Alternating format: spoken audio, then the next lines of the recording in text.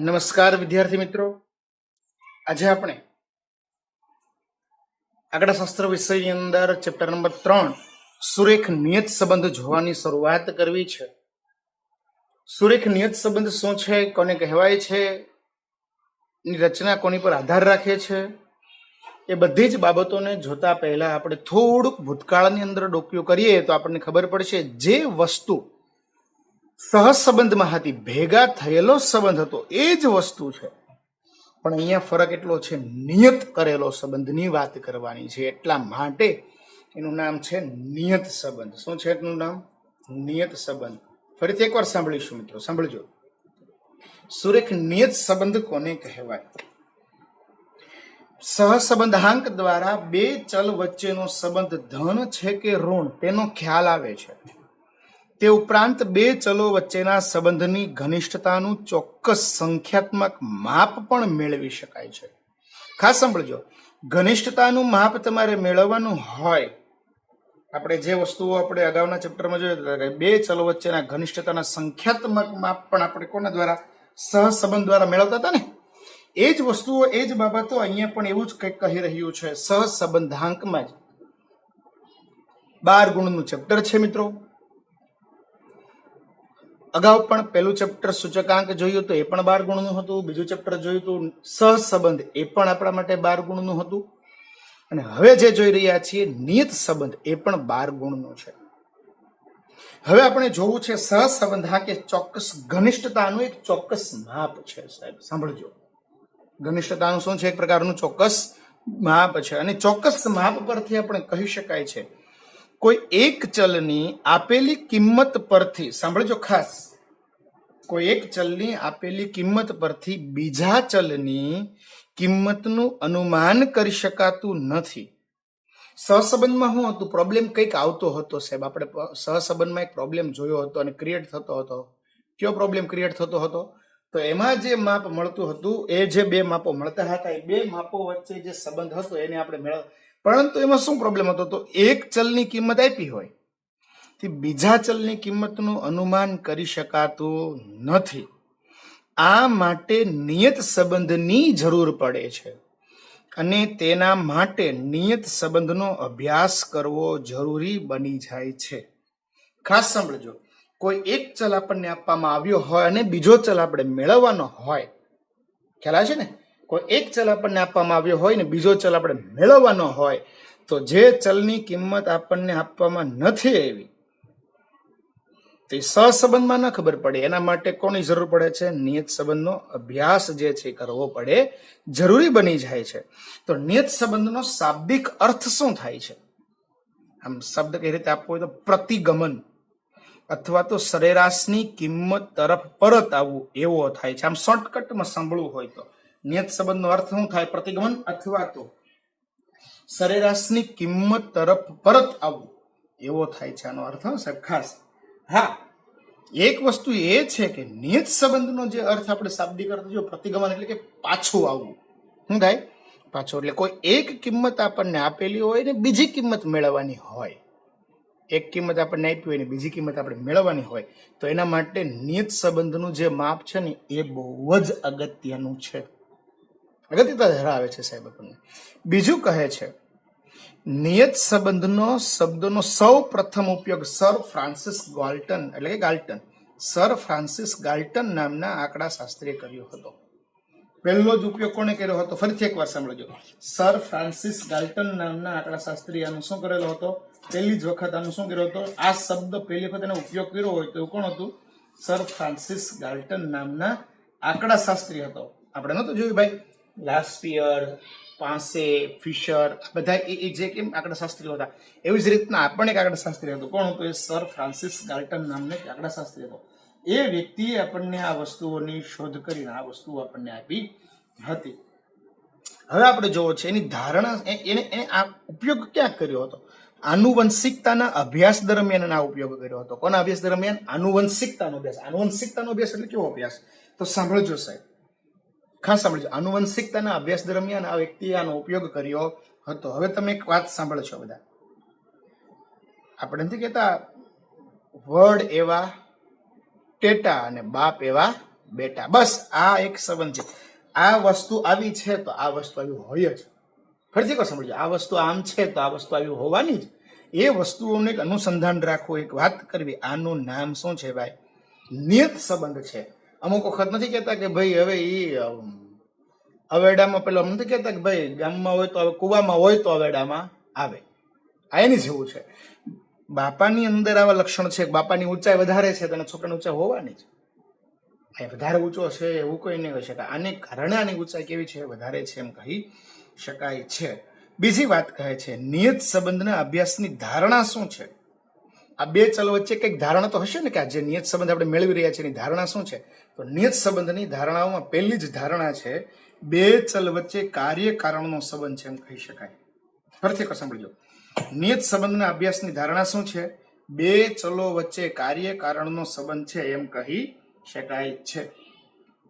બે ચલ હોય, બે કોઈક વચ્ચે કાર્ય હોય ને એક કારણ હોય, ખ્યાલ આવે ને?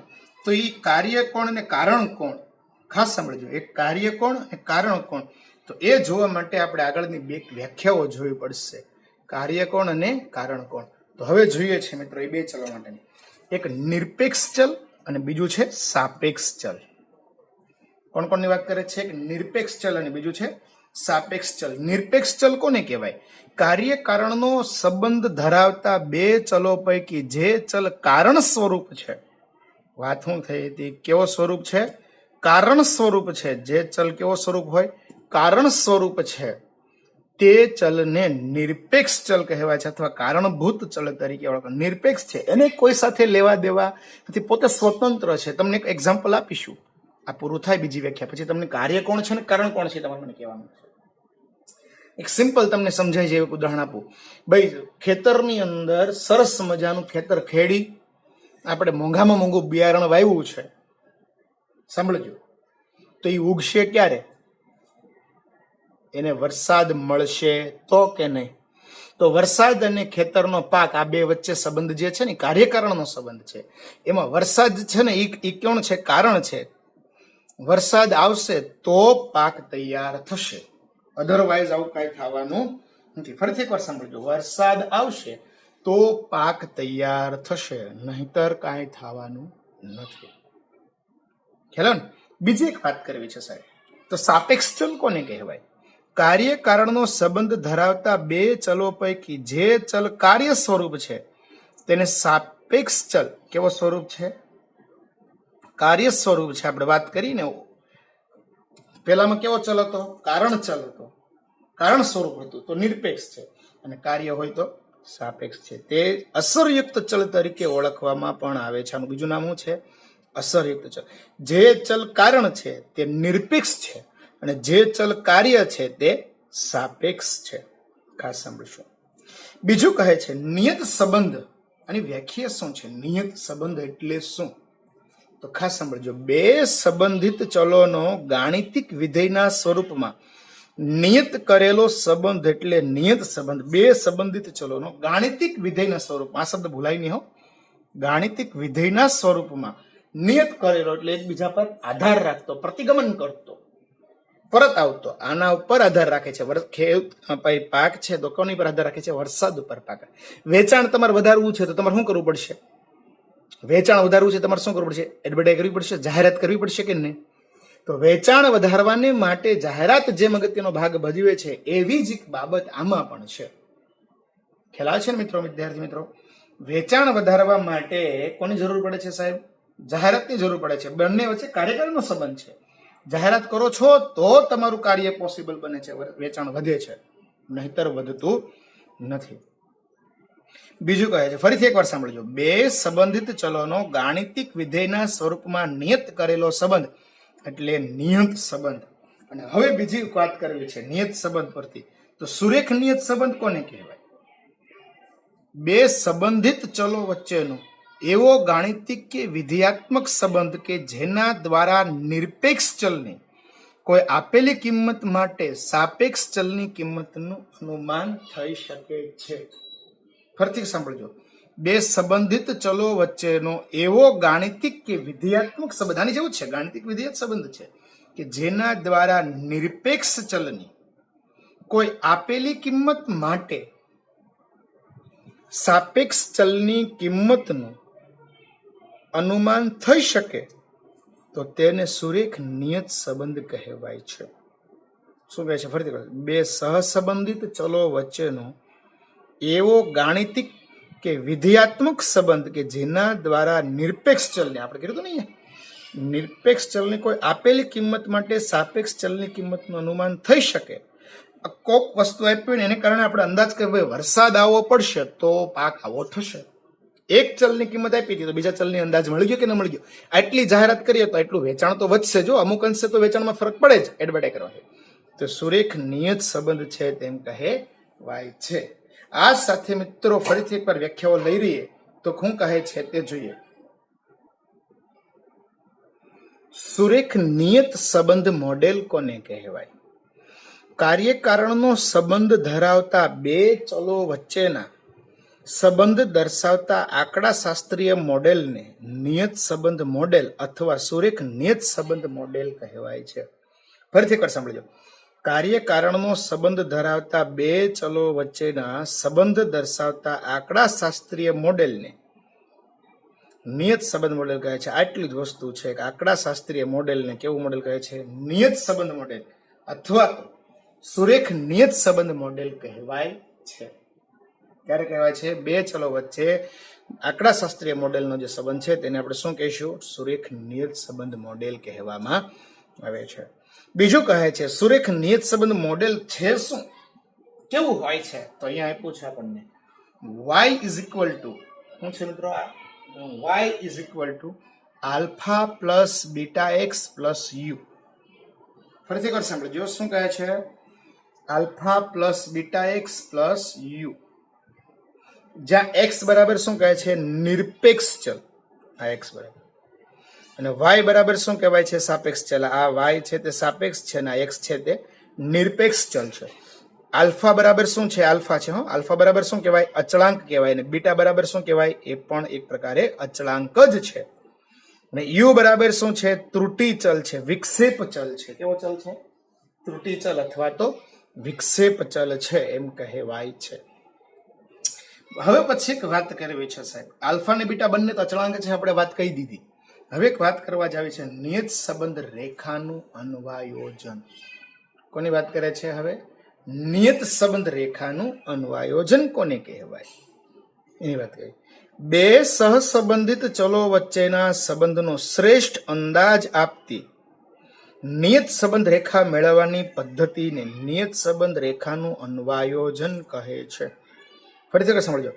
બે સહસંબંધિત ચલો વચ્ચેના સંબંધનો શ્રેષ્ઠ અંદાજ આપતી, શ્રેષ્ઠ કોણ છે સાહેબ? શ્રેષ્ઠ અંદાજ આપતી નિયત સંબંધ રેખા મેળવવાની પદ્ધતિને નિયત સંબંધ રેખાનું અન્વયોજન કહે છે.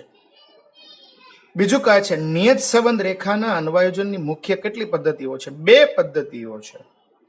એક તો છે વિકિરણ આકૃતિની રીત અને બીજી છે ન્યૂનતમ વર્ગોની રીત. ખાસ સાંભળજો. કેટલી રીતો છે ટોટલ? બે રીતો છે. એક તો પેલી રીત કઈ છે? વિકિરણ આકૃતિની રીત અને બીજી રીત કઈ છે? ન્યૂનતમ વર્ગોની રીત છે. નિયત સંબંધ આપણે પહેલામાં કેટલી ત્રણ રીતો હતી ને? વિકિરણ આકૃતિની રીત હતી, કાર્લ પિયર્સનના ગુણ પ્રઘાતની રીત હતી અને ત્રીજી રીત કઈ હતી મિત્રો? સ્પીયરમેનના ક્રમાંક સહસંબંધની રીત હતી. અહીંયા એવું જ છે. વિકિરણ આકૃતિની રીત અને બીજું છે ન્યૂનતમ વર્ગોની રીત. આ બે રીતો અને વસ્તુઓને ધ્યાનમાં રાખીને આપણે દાખલાઓ ગણવાના આવશે. હવે જોઈએ છે સાહેબ આપણે ત્રુટિચલ કોને કહેવાય? આ એક નવું છે, થોડુંક જોવું પડશે હો સાહેબ. ત્રુટિચલ કોને કહેવાય? કે સાપેક્ષ ચલ y ની અવલોકિત કિંમત. સાંભળજો ફરીથી એકવાર શાંતિથી સાંભળજો. સાપેક્ષ ચલ y ની અવલોકિત કિંમત y અને તેની અનુમાનિત કિંમત y કેપ. શું છે સાહેબ? આ y કેપ વચ્ચેના તફાવતને અનુમાનીકરણની ત્રુટિ કહે છે. કોની વાત કરે છે? ફરીથી એકવાર સમજો. સાપેક્ષ ચલ y ની અવલોકિત કિંમત y અને તેની અનુમાનિત કિંમત y કેપ વચ્ચેના તફાવતને અનુમાનીકરણને શું કહેવામાં આવે છે? ત્રુટિ કહે છે. જેને સંકેતમાં એરર કહેવાય છે. સંકેતમાં શું કહેવાય છે? ઈ એટલે કે એરર કહેવાય છે. અને ઈ બરાબર શું થાય? y minus y cap. ફરીથી સાંભળજો. સાપેક્ષ ચલ y ની અવલોકિત કિંમત y અને તેની અનુમાનિત કિંમત y કેપ, એટલે સાપેક્ષ ચલ y ની અવલોકિત કિંમત અને આ અનુમાનિત કિંમત, એ બે વચ્ચે જે તફાવત છે એટલે કે y માઇનસ y કેપ ને આપણે શું કહીશું? ત્રુટિ કહેવામાં આવે છે. એટલે એને ઇંગ્લિશમાં શું કહેવાય છે? એરર આવી એમ કહેવામાં આવે છે. શું આવ્યું છે? એરર આવ્યું. એરર ને ઇંગ્લિશમાં શું કહેવાય છે? ઈ, એટલે કે એરર બરાબર y માઇનસ y કેપ કહેવાય છે. હવે વાત કરે છે નિયત સંબંધાંક કોને કહેવાય એની એક વાત કરી લઈએ સાહેબ. નિયત સંબંધાંક નિયત કરેલો સંબંધની વાત કરે છે. નિરપેક્ષ ચલ x ની કિંમતમાં એક એકમ જેટલો ફેરફાર કરવાથી સાપેક્ષ ચલ y ની કિંમતમાં કેટલા એકમનો ફેરફાર થશે તે દર્શાવતા અંકને નિયત સંબંધાંક કહે છે. એક એકમનો ફેરફાર થાય તો બીજા એકમમાં કેવો ફેરફાર થાય છે, આનું નામ શું છે? નિયત સંબંધાંક કહે છે. ફરીથી સમજો. નિરપેક્ષ ચલ x ની કિંમતમાં એક એકમ જેટલો ફેરફાર કરવાથી સાપેક્ષ ચલ y ની કિંમતમાં કેટલા એકમનો ફેરફાર થશે તે દર્શાવતા અંકને નિયત સંબંધાંક કહે છે. મિત્રો સાંભળો છો આખી વાત? ફરીથી એકવાર લઈશું. નિરપેક્ષ ચલ x ની કિંમતમાં એક એકમ જેટલો ફેરફાર કરવાથી સાપેક્ષ ચલ y ની કિંમતમાં કેટલા એકમનો ફેરફાર થશે તે દર્શાવતા અંકને નિયત સંબંધાંક કહે છે. ખરા ને? નિયત સંબંધાંક કોને કહેવાય છે? એક એકમનો ફેરફાર કરવાથી જે ફેરફાર થાય છે તેને આપણે શું કહીશું?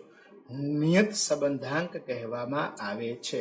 હવે આપણે એક લેવું છે એનું અર્થઘટન. તો અર્થઘટન શું કહેવાય છે તે સાંભળો. નિયત સંબંધાંકનું અર્થઘટન બી ગ્રેટર ધેન 0, 0 કરતા વધારે હોય. બી ની કિંમત કેવી હોય? 0 કરતા વધારે. એટલે કે અર્થાત નિરપેક્ષ ચલ x ની કિંમતમાં એક એકમ જેટલો વધારો કરવાથી, ફરીથી સાંભળજો, એક એકમ જેટલો વધારો કે ઘટાડો કરવામાં આવે તો સાપેક્ષ ચલ y ની કિંમતમાં બી એકમ જેટલો અંદાજિત વધારો કરવામાં આવે તો વધારો થાય છે અને ઘટાડો કરવામાં આવે તો ઘટાડો થાય છે. એટલે કે બી એટલે કે ફરીથી સમજો, બી ગ્રેટર ધેન 0 અર્થાત નિરપેક્ષ ચલ x ની કિંમતમાં એક એકમ જેટલો વધારો કરવામાં આવે તો સાપેક્ષ ચલ y ની કિંમતમાં બી એકમ જેટલો અંદાજિત વધારો થશે. ને ક્યારે? 0 કરતા વધારે હોય ત્યારે. અને બીજી વાત કરે છે, અને બી લેસ ધેન 0, તો એનો મતલબ કે 0 કરતા બી ની કિંમત કેવી હોય? ઓછી હોય, નાની હોય. અર્થાત નિરપેક્ષ ચલ x ની કિંમતમાં એક એકમ જેટલો વધારો કરવામાં આવે તો સાપેક્ષ ચલ y ની કિંમતમાં બી એકમ જેટલો અંદાજિત ઘટાડો કે વધારો થશે. ફરીથી સાંભળજો. શું કહે છે? એક એકમ જેટલો વધારો કરવામાં આવે તો સાપેક્ષ ચલ, અહીંયા ઉપર હતું ને એવું જ, સાપેક્ષ ચલ y ની કિંમતમાં બી એકમ જેટલો અંદાજિત શું થશે? ઘટાડો થશે. વિરુદ્ધમાં વહી ગયું. વધારો થાય તો ઘટાડો થાય. અહીંયા સીધી દિશામાં હતું, વધારો થાય તો વધારો થાય, ઘટાડો થાય તો ઘટાડો થાય. અહીંયા સીધી દિશામાં હતું ને અહીંયા કઈ છે? વિરુદ્ધ દિશામાં છે. આ છે નિયત સંબંધાંકનું અર્થઘટન છે કે જ્યારે તમને પૂછવામાં આવે કે બી ની કિંમત 0 કરતા વધારે હોય ત્યારે અને 0 કરતા ઓછી હોય ત્યારે એના મૂલ્યમાં શું થાય છે? 0 કરતા ઓછી હોય ત્યારે વિરુદ્ધ દિશામાં ફેરફાર થાય છે અને 0 કરતા વધારે હોય ત્યારે એની વચ્ચે સંતુલિત થઈ રહ્યું છે. વિક્ષેપ ચલની વાત કરીશું. હવે પછી આપણે જવાના છીએ જે બીજા લેક્ચરની અંદર લઈશું આપણે અલગ અલગ એની જે રીતો છે, આપણે વિકર્ણ આકૃતિની રીત, ન્યૂનતમ વર્ગોની રીત, એને આપણે લેવાનો પ્રયાસ અને પછીના લેક્ચરમાં કરીશું. આજના માટે એટલું રાખીશું. સાથે થિયરીને વાંચવાનો, થિયરી પૂર્ણ રીતે આપણે સેક્શન એબીમાં જે પૂછાય છે એવી રીતની એની બધે જ વ્યાખ્યાઓ, મુદ્દાઓ કરવાનો પ્રયાસ કરીશું. તો કોઈ પણ સંજોગોમાં થિયરીમાંથી માર્ક્સ કપાતો નથી. આ સાથે આજનો લેક્ચર આપણે અહીંયા પૂર્ણ કરીએ. અસ્તુ. આભાર.